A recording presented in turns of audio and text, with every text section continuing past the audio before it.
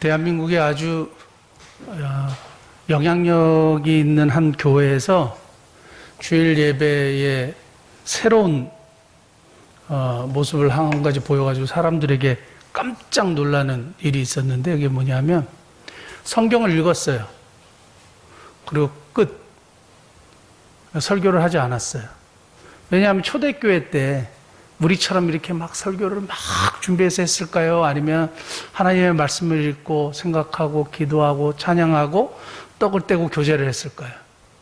설교를 하지 않았겠죠. 물론 베드로가 믿지 않는 사람들에게 일어나서 설교를 했던 그런 일들은 매주 있었던 일은 아니었던 것으로 보여요. 그러니까 성도들이 모여서 떡을 떼고 교제하고 연보를 드리고 그리고 하나님의 말씀을 읽었다. 이제 이렇게 보는 거죠. 그래서 그 교회에서 쭉 성경을 성도들이 다 일어나서 읽었어요. 그리고 그렇게 하나님을 경배를 했습니다. 그러니까 이런 모습도 있고 저런 모습도 있는 거예요. 그러니까 일반적으로 우리가 설교는 당연히 해야 되는 거 아니야? 이렇게 생각을 하는데 꼭 그렇지 않아도 돼요. 예배는 경배거든요. 우리가 받는 게 아니고 하나님께 드리는 예배예요. 그런데 보니까 자꾸 사람들은 자기가 예배의 주체자라고 생각해요. 물론 우리가 예배의 주체자는 맞지만 예배를 받는 대상은 아니거든요. 우리는 예배를 드리는 자들이지 예배를 받는 자들이 아니에요. 그래서 저와 여러분들이, 저는 설교자로 있고 여러분들은 청중으로 회중으로 앉아 계시지만 저와 여러분 두 사람 다 하나님을 예배하는 자, 경배하는 자, 월시퍼예요. 그러니까 우리가 하나님 앞에 어떤 모양으로 드리든지 하나님이 기뻐 받으시는 그런 예배자의 모습으로 오늘도 있기를 원합니다. 수요일과 금요일에 저희가 에스더서를 쭉 이렇게 살펴보면서 은혜를 많이 나누었는데요. 제가 이거 우리 성도들하고 꼭 다시 한번 나눴으면 좋겠다 하는 말씀이 있었어요. 왜냐하면 제가 에스더서를 여러 번 읽었겠죠. 그리고 많이 읽었겠죠. 그런데 한 번도 생각하지 못했던 말씀이 있었어요. 그리고 제가 그걸 보면서 제 개인적으로도 은혜가 됐고 우리 성도들에게도 그 말씀을 다시 한번 우리 다 원성도들하고 나눴으면 좋겠다 하는 생각으로 오늘 말씀을 준비를 했습니다. 에스더서는 꼭 기억할 것이 한 가지 있어요. 에스더서에 대해서 궁금하신 분들은 우리 유튜브에 들어오셔가지고 우리 에스더 처음부터 이렇게 보시면 에스더서가 어떻게 되는지 다 이해하실 텐데요. 꼭 기억할 게 하나가 있는데 에스더서에서는 하나님이라 이름이 절대 등장하지 않아요. 그런데 하나님이 배후에서 섭리하고 계시고 역사하고 계신다는 것, 그것이 너무너무 분명한 성경이 에스더예요. 희한하게 되게 영적이고 되게 하나님의 역사가 있어 보이는데 하나님이 전면으로 등장하지 않고 보이지 않으세요. 그럼에도 불구하고 뒤에서 배후에서 섭리하고 역사하고 계신다는 겁니다. 그래서 에스더서에서는 하나님이 등장하시지 않지만 하나님의 배후에서 역사하시는데 특별히 이거예요.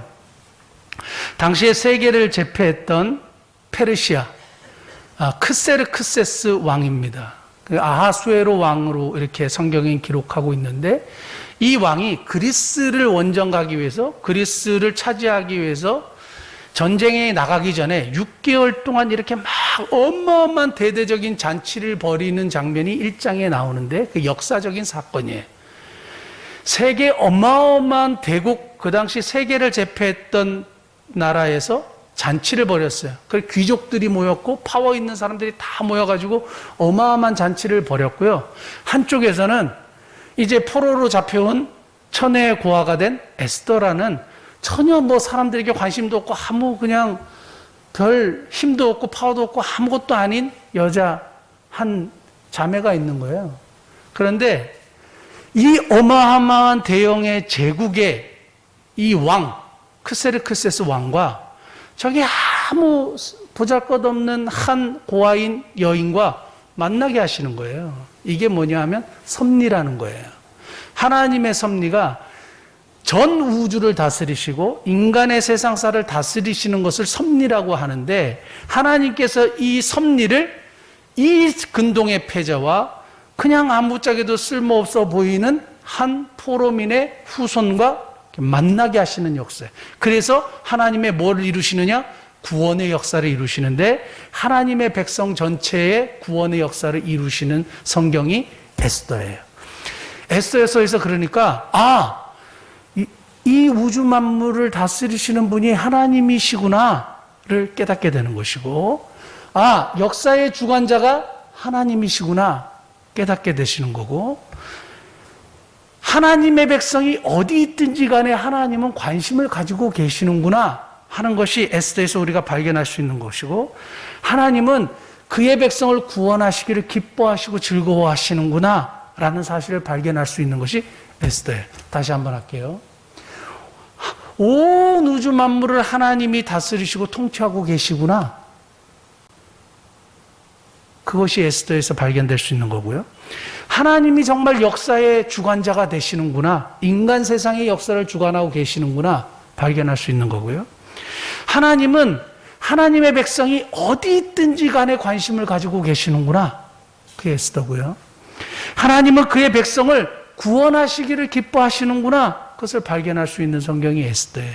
이런 모든 백그라운드를 딱 이렇게 바닥에 딱 깔고 오늘 말씀을 들으면 좋겠습니다. 저는 오늘 본문을 통해서 세 단어 속에 감추어진 은혜 이야기를 하려고 하는데요. 첫 번째 단어가 제3일, 5장 1절. 제3일에 에스더가 이렇게 돼 있는데 제3일이라는 단어고, 그 다음에 에스더가 뭐를 입었습니까? 왕후의 예복을 입고, 그래서 왕후의 예복 두 번째요. 그 다음에 예복을 입고 왕궁 안뜰 곧 어전 맞은편에 서니 왕이 어전에서 전문을 대하여 왕자에 앉았다가 2절 넘겨주시겠어요? 왕후 에스더가 뜰에 선 것을 본즉 매우 사랑스러움으로 손에 잡았던 뭘 내밀었습니까?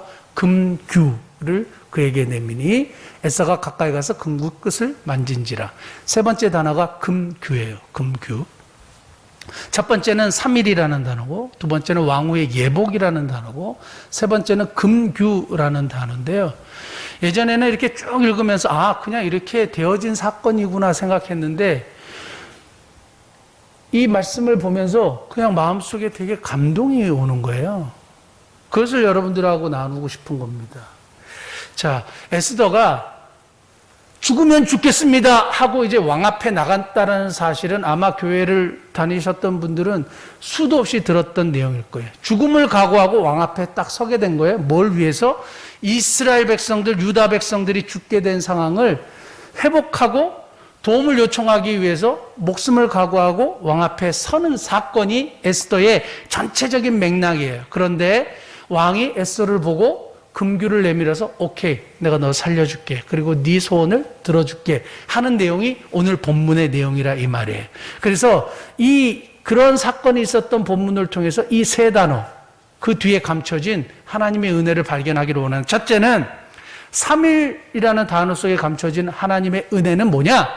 구원의 은혜예요. 구원의 은혜.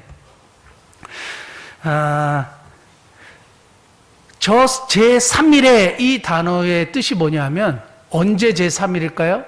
에스더가 이 유다 백성들이 죽게 되었다는 소식을 모르드게로부터 접하게 됩니다. 그래서 하만이라는 사람이 왕에게 도장을 받아가지고 조서를 썼어요. 그래서 127도나 되는 그 페르시아가 다스렸던 모든 곳에 방을 다 붙였어요. 12월 13일 날 유다인들은 다 죽여버리겠다. 그들의 재산도 몰수하겠다. 자녀들 양 절대 봐주지 아니하고 다 도륙하겠다. 이렇게 한 거예요. 도륙은 그냥 이렇게 탁 죽이는 게 아니라 비참하게 죽이는 거예요. 그리고 다 취하겠다. 어느 누구도 법적인 보호를 받지 못한다라는 사실을 딱 듣고, 그러면 3일을 금식하자고 얘기했어요. 그래서 3일 금식하고 3일째 금식, 3일째 나가는 것이 제3일이에요. 근데 성경을 어디로 봐도 왜 제3일에 에스더가 움직였을까 잘 몰라요. 그런데 분명하게 우리가 발견할 수 있는 건 뭐냐? 제3일에 에스더에게 응답이 임한 거죠. 그냥 배가 너무 고파서 빨리 이거를 해결하려고 갑자기 3일에 막 왕 앞에 나갔을까요? 그게 아니고 하나님의 응답을 확신하고 왕 앞에 죽으면 죽겠다고 나가게 된 거예요. 자, 저는 역사는 제3일에 이루어진다 이렇게 주장하는 사람 중에 한 사람이에요. 역사는 제3일에 이루어진다. 그래서 성경에 제3일의 역사가 이루어졌던 것, 유명한 역사가, 하나님의 역사가 일어났던 것 살펴봤더니 창세기 22장에 처음 등장합니다. 창세기 22장 4절. 제3일에 아브라함이 눈을 들어 그곳을 멀리 바라본지라. 저게 언제인지 아세요? 이삭을 데리고 이삭을 잡으러 모리아 산으로 갔어요. 근데 그 길이 3일 길이 걸린 거예요.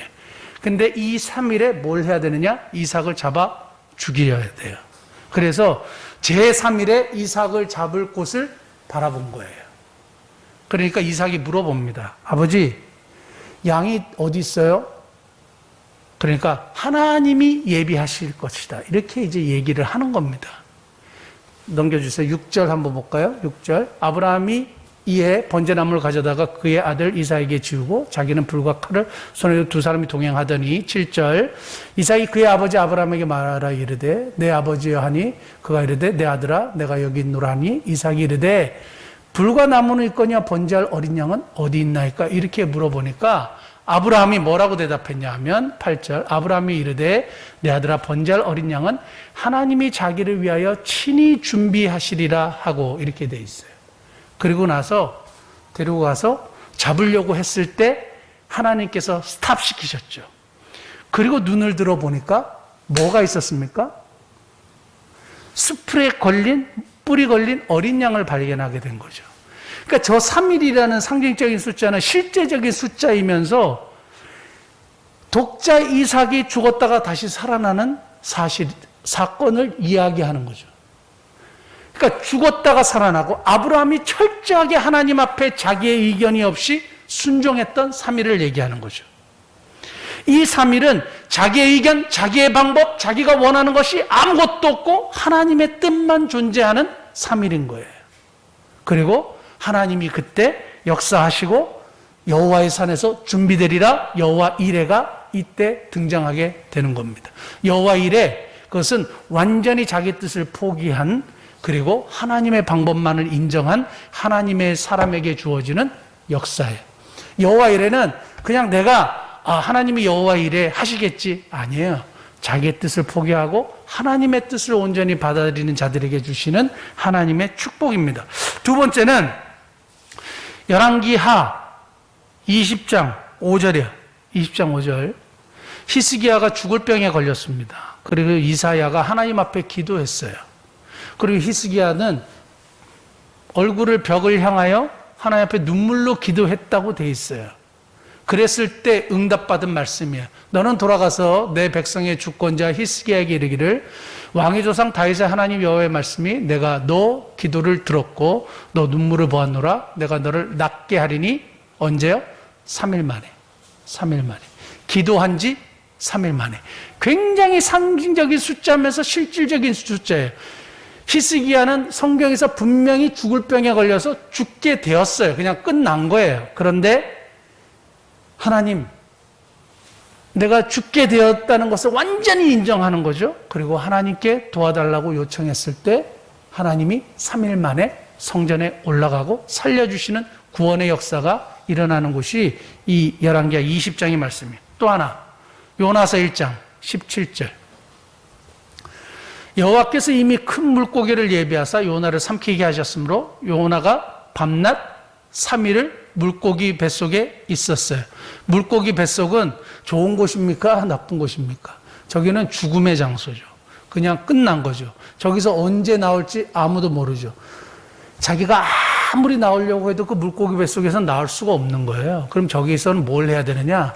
포기하고 항복하는 거죠. 그래서 요나가 하나님 앞에 포기합니다. 그리고 항복합니다. 그리고 이제는 내가 하나님의 뜻을 쫓겠다고, 내가 하나님의 계신 성전만 바라보겠다고 했을 때 오케이 사인이 떨어지고 3일째 물고기가 요나를 육지에 토해내요. 예수님께서 자신의 부활을 설명하실 때 요나의 이 사건을 이야기하는 겁니다. 그러니까 항상 이 3일은 구원의 역사, 인간의 죽음, 그러나 거기서 새롭게 생명이 탄생하고 새롭게 변화되고 새롭게 뭔가 바뀌는 하나님의 역사를 이야기할 때의 제3일이에요. 구원의 역사 제3일입니다. 고린도전서 15장 3절 4절 하나 더 볼까요?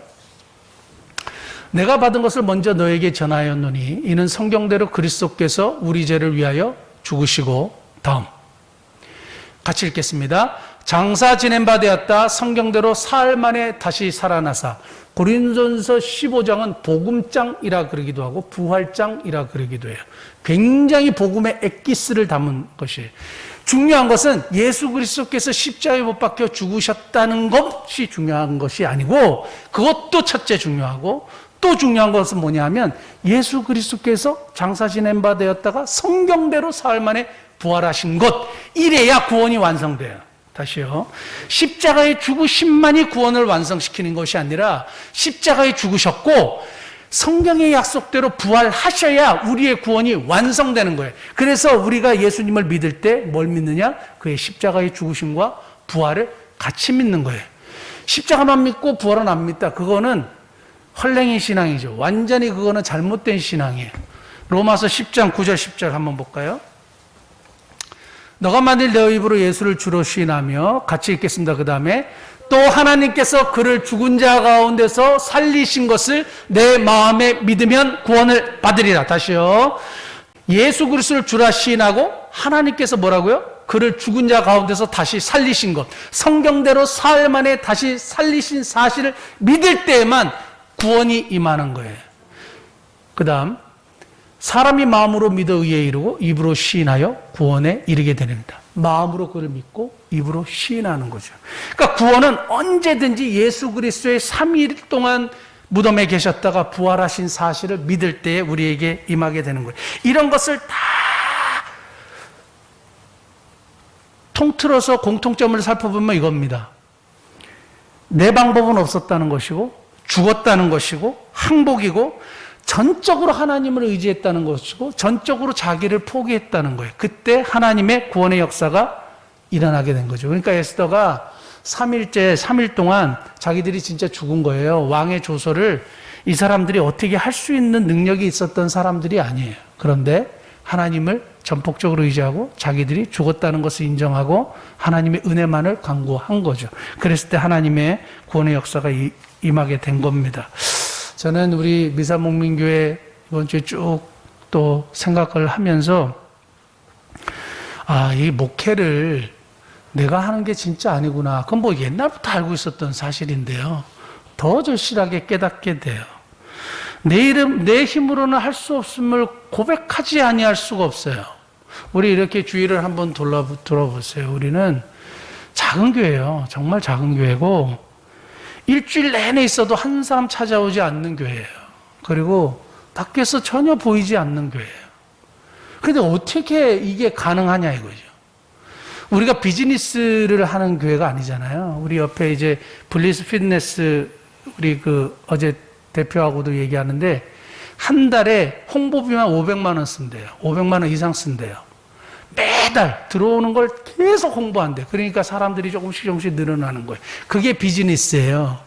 비즈니스는 홍보해야 되고 알려야 되고 막 하잖아요. 근데 교회는 비즈니스 기관이 아니잖아요. 이거 하나님의 공동체죠. 예배 공동체죠. 그런데 우리가 뭐 알리거나 그래서 막 사람들이 오거나 할 수 있는 그런 곳이 아니잖아요. 그런데 여기는 하나님의 은혜가 아니고는 도저히 할 수 없는 거예요. 만약에 내 방법, 내 뜻대로 했으면 아마 벌써 우리 교회는 너무너무 힘들어졌을 거예요. 저는 그렇게 생각해요. 내 지식과 내 판단으로 내가 하고 싶은 대로 했으면 아마 우리 교회는 굉장히 어려움에 처했을 거고, 아마 여러분 저에 대해서 굉장히 신뢰가 바닥에 떨어졌을 거예요. 근데 제가 무슨 생각을 했냐면, 여기는 내가 할 수 있는 곳이 절대 아니구나. 이거는 하나님의 은혜에 의존하지 않으면 우리가 교회가 될 수가 없겠구나. 이런 생각을 확실하게 했어요. 그래서 그냥 하나님 앞에 그냥 맡겼어요. 나름대로 매주 맡겨요. 하나님 앞에 그냥 계속 맡기는 작업을 하는 거죠. 그러니까 어떤 일이 발생했냐면, 미자립 교회인데 우리가 미자립 교회를 계속적으로 돕잖아요. 그리고 우리가 계속 선교와 구제의 일들을 계속 풍성하게 하게 되는 겁니다. 그게 왜 그러냐 하면 내가 하는 게 아니라 하나님이 하시도록 했기 때문이에요. 여러분들이 여러분들의 삶 속에 하나님이 역사하신 걸 정말 보고 싶으시면 내가 하려고 하지 마시고 하나님께 맡기세요. 그냥 내 거 그냥 포기하시고 하나님 앞에 그냥 매달리시고 하나님께 모든 것을 맡기시는 복된 은혜가 저와 여러분에게 있기 원합니다. 그랬을 때에 구원의 은혜가 제 3일에 임하게 될 줄 믿습니다. 두 번째 왕후의 예복이요. 제가 사실은 백신을 맞고 계속 괜찮을 줄 알았는데 식은땀이 나요. 식은땀이 나고 이게 머리가 살짝 이렇게 뭐라 그러죠? 어지러워서 좀 이해해 주시고 그렇게 좀 목소리가 이렇게 자꾸 깔아앉아도 좀 이해해 주시면 감사하겠습니다. 왕후의 예복 뒤에 감추어진 하나님의 은혜는 뭐냐? 은밀한 중에 보시는 하나님의 은혜예요. 은밀한 중에 보시는 하나님의 은혜. 왕후의 예복하고 은밀한 중에 보시는 하나님이 무슨 관계가 있느냐? 제가 한번 말씀드릴게요. 저는 이렇게 구걸하시는 분들이 이렇게 보면 그분들 되게 자세히 보거든요. 뭘 보느냐? 머리를 보고, 옷을 보고, 신발 메이커를 보고, 그리고 겉옷을 입었는데 속 안에 옷은 뭘 입었냐 이렇게 봐요. 항상 제가 자주 가는 곳이 의정부 신세계백화점을 종종 갈 일이 있어요. 거기 보면 이렇게 항상 엎드려가지고 이렇게 구걸하는 분들이 있어요. 그래서 그분들이 이렇게 보면, 신발이 프로스펙스네? 뭐 이러면서 이제 제가 혼자 이렇게 막 이렇게 스캔을 쫙 하는 거예요. 예전에 뭐 이런 얘기 있었잖아요. 구걸하고 벤츠 타고 돌아간다. 뭐 이런 얘기가 있어가지고 항상 이렇게 유심히 봐요. 제가 독일에 갔을 때도 구걸하는 분들은 항상 이렇게 봤거든요. 독일에도 구걸하는 사람들이 있고, 미국에도 구걸하는 사람이 있고, 심지어는 이렇게 차를 타고 가면 이렇게 신호를 기다리는 곳에 이렇게 팻말을 들고 이러는 사람들이 서 있어요. 동남아에도 구걸하는 사람들이 있고. 근데 이 구걸하는 사람들의 공통적인 특징이 뭔지 아세요? 옷이 남루해요. 옷이 깨끗하지 못해요. 그리고 머리가 깨끗하지 못해요. 이렇게 싹 샤워해가지고 깔끔하지 못해요. 그럼 뭘 얘기하는 걸까요? 그분들의 경제적인 사정을 얘기하는 것일 수 있고 형편을 얘기할 수 있는 건데, 또 하나는 동정심을 유발하죠. 너무 없고 정말 도움이 필요한 사람이라는 것을 나타내 보이는 거죠. 그러니까 그렇게 입고 있는 거예요. 그러니까 우리가 어떤 도움이 필요할 때는 옷이라는 것이 굉장히 중요한 상징적인 매개체가 됩니다. 매개체가 되는데, 제가 이 에스더의 왕후의 예복을 입었다는 이 말씀을 읽으면서 굉장히 자신을 쇼킹했어요. 뭐냐면, 요나가 니느웨에 가가지고 회개하라고 하나님이 너희들을 망하게 하실 거라고 했을 때 그 당시 아수르 왕이 어떻게 했는지 아세요? 온 백성하고 다 죄를 뒤집어 쓰고 회개했어요. 베옷을 입고 옷을 바꿔 입고요. 회개를 했으니까 옷은 내가 회개한다는 상징이에요.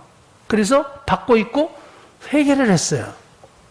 그러니까 어떤 일이 발생했을 때 이 옷이라는 것은 사람의 마음의 변화를 이야기하는 건데, 에스더는 이러한 3일째 되는 날 뭘 입고 왕 앞에 딱 나갔냐 하면 왕후의 예복을 입고 나갔어요. 당시에 페르시아에도 슬픈 일을 당하거나 어려운 일을 당했을 때는, 무슨 상을 당했을 때는 슬픔을 예표하는 옷이 있어요. 그런데 그걸 입지 않아요. 왜 그거 입지 않고 왕후의 예복이라는 멋진 옷을 입고 왕 앞에 딱 섰느냐? 아수에로 왕의 동정을 원해서 간 것이 아니었기 때문이에요. 다시요.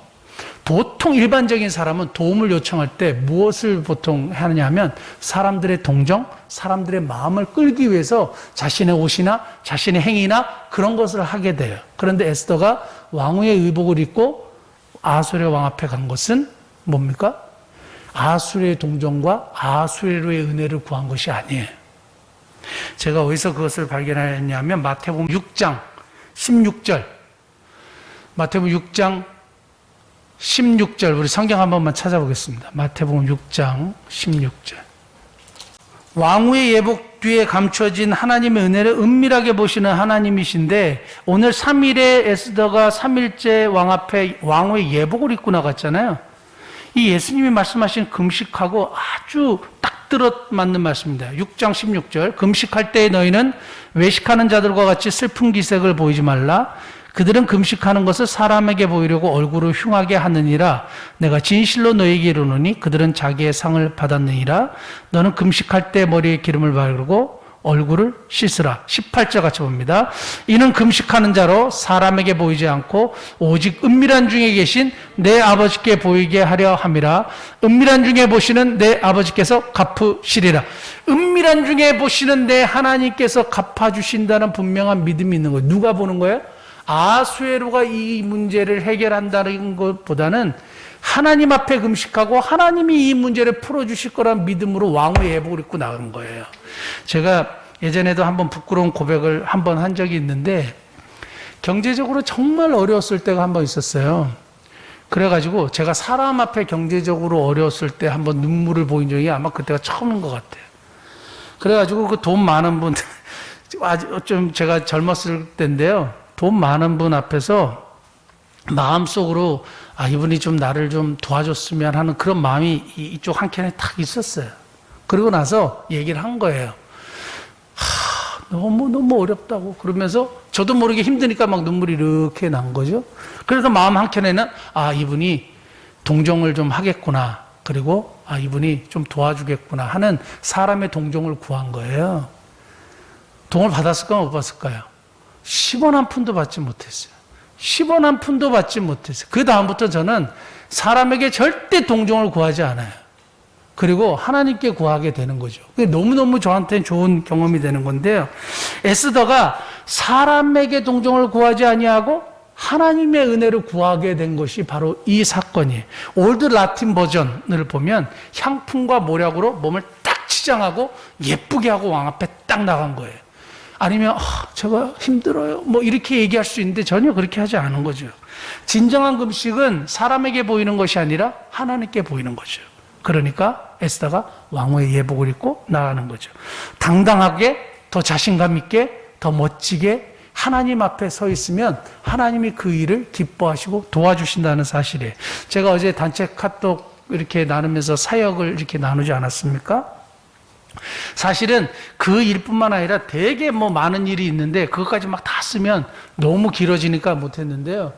우리 그 같은 노회에 그 폐암 걸리신 한인재 목사님, 그분에게도 제가 힘내시라고 뭐 좀 보냈고, 그 다음 소망의 집 고생하시는 선생님들에게도 제가 뭘 좀 보냈고, 그래서 이렇게 어렵게 하고 좀 이렇게 기운이 빠져 있는 분들이 이렇게 격려차 이렇게 이렇게 했는데, 얼마 전에 그 폭행 사건 때문에 좀 위로가 필요한 현대종교 찾아가서 제가 소고기를 어마어마하게 사가지고, 어마어마하게는 아니고 그냥 좀 사가지고 이렇게 대접하고 위로하고 왔는데,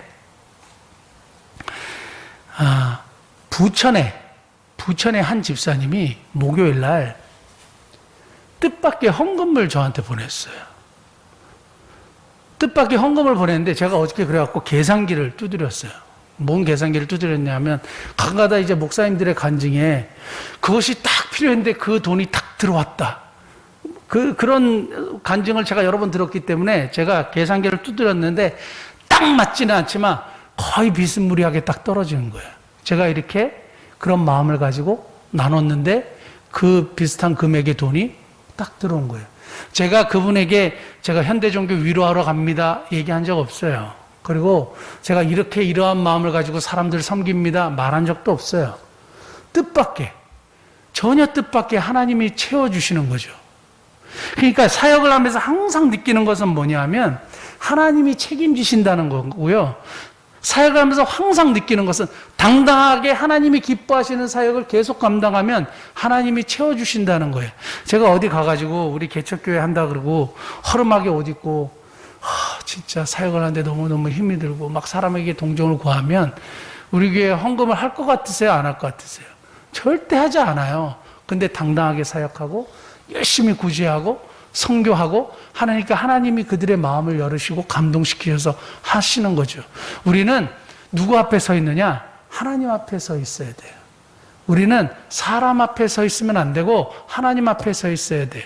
에스더의 왕후의 예복이 우리에게 보여지는 강력한 메시지는 하나님 앞에 서 있는 거예요. 누구요? 은밀한 중에 보시고 갚으시는 하나님 앞에요. 저와 여러분들이 은밀하게 보시고 갚으시는 하나님 앞에 서 계시는 복된 은혜가 있기를 예수님을 축복합니다. 그 다음에 세 번째, 금규 뒤에 감추인 하나님의 은혜.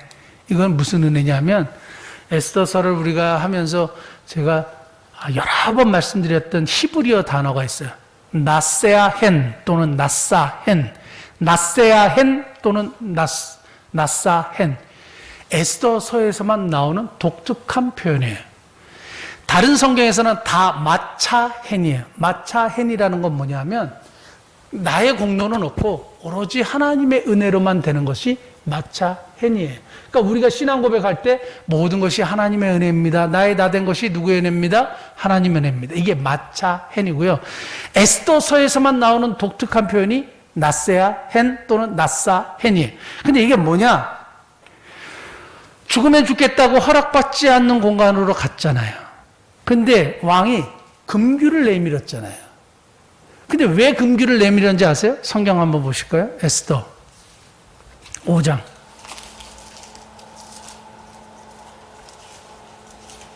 에스더 5장.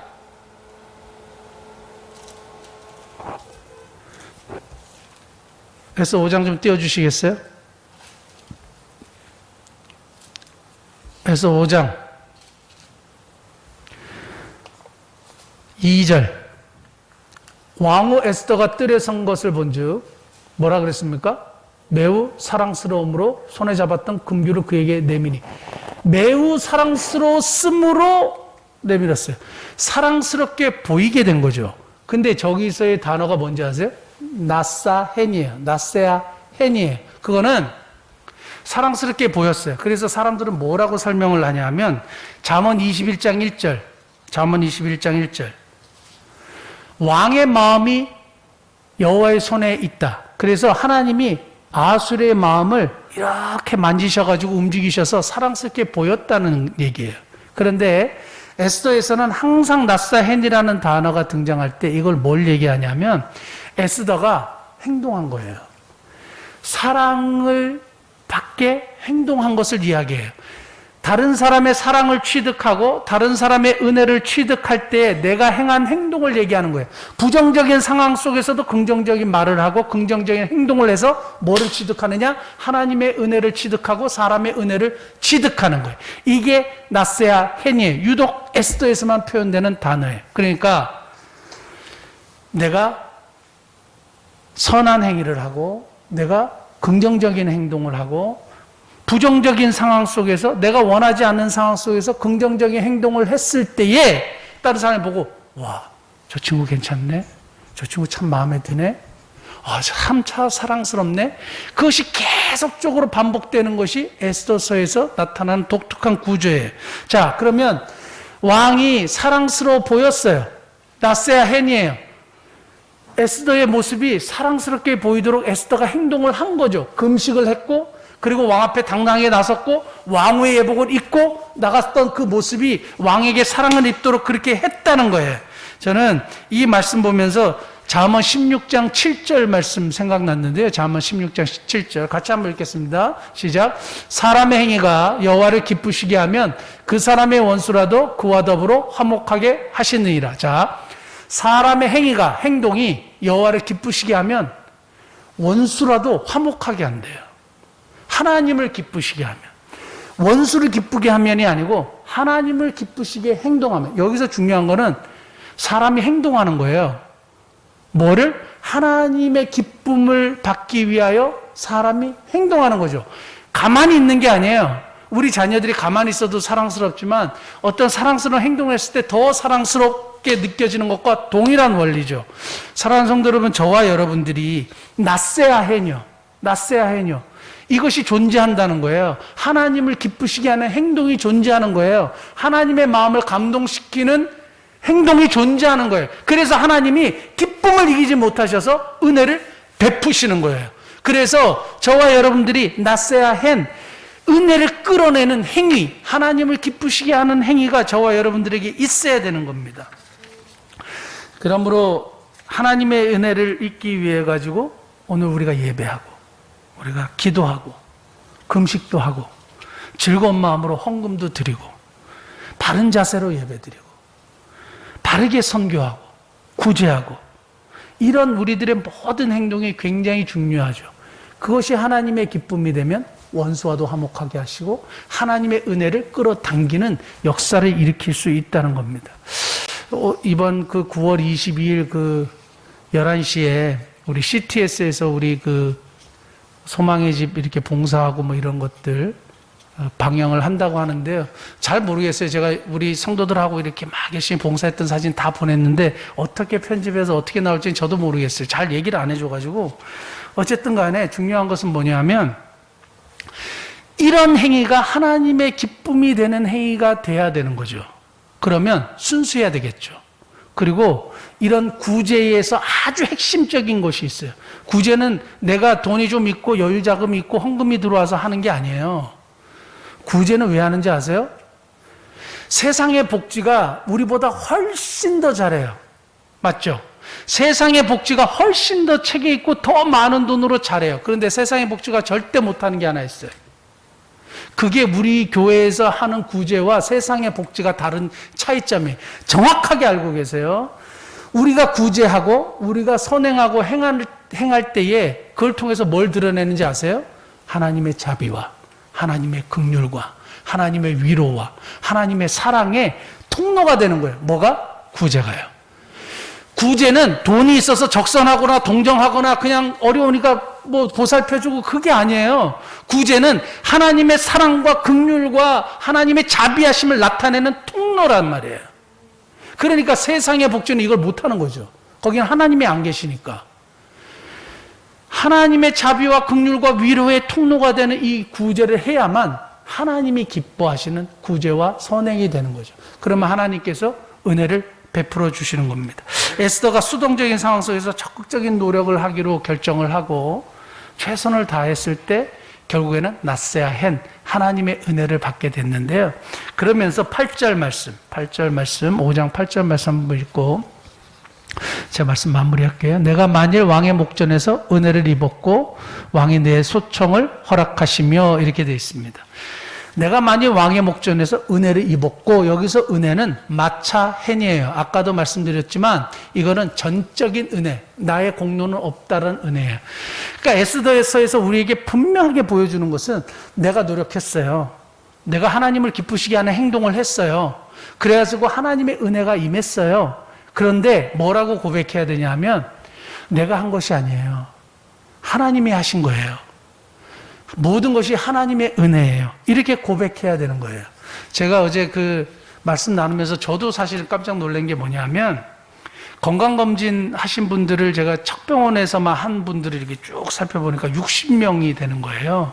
60명 비용이 생각보다 굉장히 많이 들었더라고요. 그리고 한 분이 또 몇몇 분은 저희가 원했던 것보다 더 이상으로 건강검진을 받으셔가지고 저한테 몇 번 전화가 왔어요. 이건 어떻게 하냐고. 본인에게 받을까요? 그래서 아니 그냥 저희가 하겠다고 그렇게 해서 건강검진을 시켜드린 분들이 60명이나 되는 거죠. 근데 60명이나 여러분 머릿속으로 한번 계산해보세요. 돈이 얼마나 들었겠는지. 그런데 계속 했어요. 저도 모르고 그냥 했어요. 당연히 할 거라고 하겠다고 하고 했는데 지나놓고 보니까 이걸 어떻게 했지? 이걸 어떻게 했지? 이렇게 되는 거예요. 척병원 사장님하고 얘기해서 이 프로그램을 만들고 막 그래서 우리가 뭐 후원해가지고 이렇게 막 했어요. 여러분 한번 들어보세요. 제가 이렇게 다 했습니다. 제가 참 이렇게 열심히 노력해서 이렇게 다 했습니다. 어떻게 느껴지세요? 정말 속된 말로 재수가 없지 않겠어요? 근데 가만히 지나놓고 보니까 제가 한 게 없어요. 하나님이 하셨어요. 지나놓고 보니까 그 많은 비용을 누가 감당했느냐? 모르겠어요. 하나님이 하신 거예요. 그러니까 우리가 어떤 일을 행하고 어떤 일을 열심히 해서 하나님의 은혜를 받았지만 결국 이것은 내가 한 것이 아니라 뭐예요? 하나님이 하셨다. 이렇게 고백하는 자리까지 나가야 된다는 겁니다. 사랑하는 성도 여러분, 저와 여러분들의 삶 속에 이러한 낫세야 헨 내가 열심히 노력함으로 하나님의 은혜를 이끌어내고 결국 그 은혜 속에서 내 입술을 통해서 고백되어야 되는 것은 내가 한 것이 아니라 하나님의 은혜입니다. 이렇게 고백하는 은혜가 있기 원해요. 한 가지만 말씀드리고 말씀 마치려고 하는데요. 우리 여러분들이 잘 아시겠지만 저희가 처음 여기 이사 와가지고 층간소음이 있었잖아요. 층간소음. 지금 저희가 3년째, 제3일에 제3년째인데요. 2년 됐구나. 2년째 죄송합니다. 이게 자꾸 헷갈려. 이해해 주세요. 2년째인데 윗집에서는 막 새벽에도 런닝머신 뛰어요. 윗집에서 새벽에도 런닝머신 뛰고 그래서 몇 번 올라가고 그리고 아랫집에서는 우리가 살금살금 걷고 막 위에는 새벽에 런닝머신 뛰고 우리는 살금살금 걷고 막 이런 이제 상황에서 우리가 살았단 말이에요. 근데 이제 되게 편해졌어요. 뭐가 편해졌느냐? 아랫집이요. 아랫집에 우리 보니까 크리스찬이고 그냥 집사님이에요. 마음을 열었어요. 나세아 헨이요. 무슨 나세아 헨이냐? 이러한 어쩔 수 없잖아요. 피할 수 없는 환경이잖아요. 거기 살아야 되잖아요. 그럼 어떻게 해야 돼요? 맨날 찾아가서 그러지 마세요. 우리는 안 뛰었습니다. 우리는 그냥 잘하고 있습니다. 하고 이렇게 부닥치는 게 아니고요. 우리 장로님 댁에서 이렇게 해놓은 유기농 채소 조금 하면 많이 드리면 거부할까봐 조금씩 갖다 드리고 또 이렇게 뭐 생기면 조금씩 나누고 그리고 불편한 거 없냐고 문자 보내고 이번에는 또 이분이 너무 딱 분명하신 분이라 이렇게 큰 선물을 드리면 안 될 것 같아서 조그만한 표고버섯 이렇게 1kg 해가지고 딱 선물해서 딱 갖다 드리고 했는데요. 고백했어요. 제가 그래서 막 감동이 되고 이걸 얘기하면 또 자화자찬이 되니까 거기까지는 안 하는데 감동이 됐어요. 마음이 열렸어요. 너무 좋은 이웃이 되는 거죠. 너무 좋은 이웃이 되는 거죠. 그게 뭔지 아세요? 나세아 헨이에요. 하나님이 그 마음을 열어주시는 거예요. 하나님을 기쁘시게 하면 원수와도 화목하게 하시고 하나님을 기쁘시게 하면 막혔던 문제가 해결되는 거죠. 저와 여러분들의 삶 속에서 어쩔 수 없는 환경, 지금 코로나로 어쩔 수 없는 이 환경 속에서 여러분 무엇을 선택하시겠어요? 하나님의 은혜를 취득하는 나의 행위, 하나님을 기쁘시게 하는 나의 행위가 풍성해지는 복된 또 이 한가위 되시기를 예수님이 축복합니다. 기도하시겠습니다.